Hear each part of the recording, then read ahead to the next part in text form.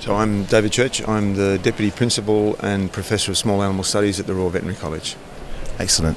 So you're about to give a talk on, obviously it's 10 years of the London Vet Show. You're about to give a talk on the last 10 years and how management has changed in the past 10 years. Can you tell us a little bit about that? Yeah, sure. We're going to talk about how things have changed in feline diabetes, and I guess the essence really about all of that is how the emphasis has really shifted to focusing on the interaction between the owner, the pet and the veterinarian, and how important that really is, because different owners, different pets require different conditions and different priorities really. And so we're trying to really destroy the concept that protocols are important in this disease. It's really about principles.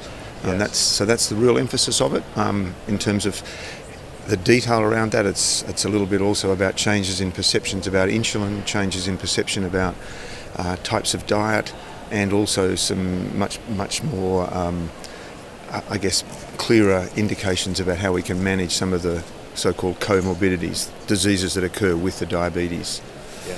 So there's certainly quite a few challenges, you think, facing people vets in practice? Oh, absolutely. Which of course what makes it so challenging. It's lots of challenges, which of course is what makes it so exciting, so stimulating, because each day is a new day. Really, you don't get a chance to get bored.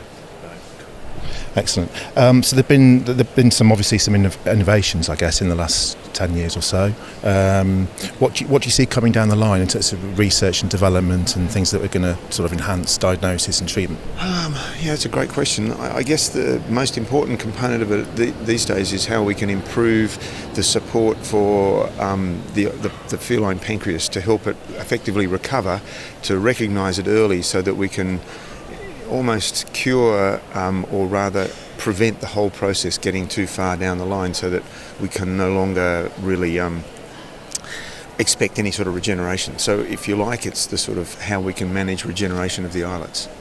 Okay, so there were certain research gaps that you think could be looked at moving forward? Absolutely, quite a number, and the increased awareness of everybody in terms of looking at quality of life and being able to understand that more clearly and more objectively, really, I think is another really important area of research. And then the last one, I guess, is the sort of technical aspects of correcting for acromegaly and the concurrent diseases that we see with cats with diabetes. Sure. Obviously, London Vet Show going for 10 years. RVC is obviously heavily involved in the programming on the companion side and also on the equine side as well. So, how would you say it's sort of grown beyond your wildest expectations? Absolutely. Grown beyond our wildest expectations is an understatement. It's been fantastic. I think it, though, is testament to the clinical director, Professor Jill Madison, who is a professor of general practice and makes sure that the program is relevant for what happens to people in general practice. I think it's also an indication of the interaction between the exhibitors and the veterinarians who are here, and I think probably also the efficiency of Closer Still Media in marketing the whole event. Yeah. One thing that I guess we really think we haven't done effectively enough, as a room for improvement, is to increase the quality and the size of the nursing streams. Okay. Excellent. So that's the beauty of it. There's always things you can improve for the following year. Oh yeah, absolutely. Yeah.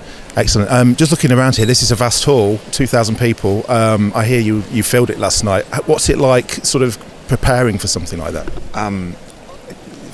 It's a real buzz as long as you get there on time.